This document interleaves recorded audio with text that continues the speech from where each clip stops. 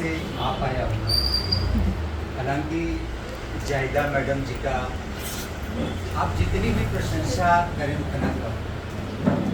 मैं देख रहा हूँ प्रयागराज में वैसे तो कई गैलरीज हैं, जैसे निराला art gallery, Mahatma Gandhi art gallery, पर जिस तरह से इन्होंने इस गैलरी को स्थापित करके उसका प्रचार प्रसार किया है और नित्य आए दिन मैं देखता हूँ कलाकारों की प्रदर्शनी है या छोटे मोटे कार्यक्रम ये करती रहती है। इलाहाबाद जैसा विदित है, इसका अपना एक गौरव रहा है।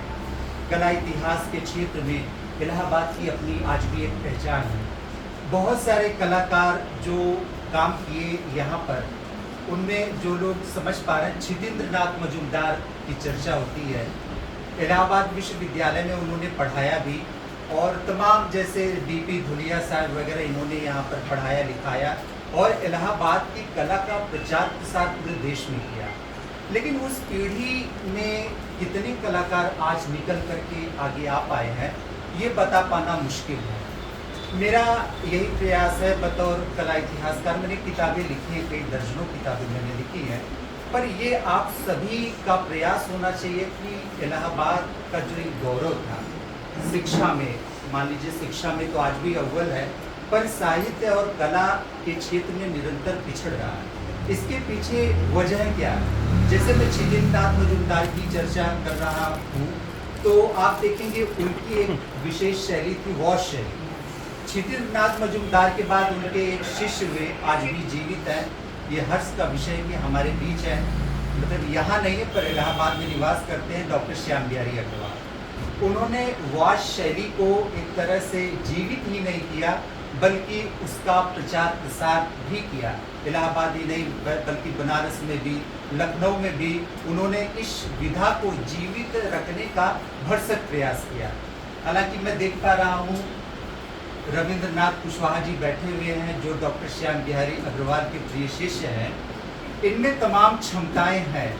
मैं देखता हूँ निरंतर लगे रहते हैं। इलाहाबाद में कुछ भी प्रदर्शनी होती है, कोई कलागत गतिविधि होती है, ये उनमें सहभागिता लेते हैं और लोगों के बीच जाकर के प्रचार प्रसार भी करते हैं। जायदा मैडम का मैं किस तरह शुक्रगुजार मतलब हूँ इनका, और किस तरह से इनका शुक्रिया अदा करूँ कि कितना बढ़िया माहौल इन्होंने बना दिया है इलाहाबाद में, मतलब आज के प्रयागराज में।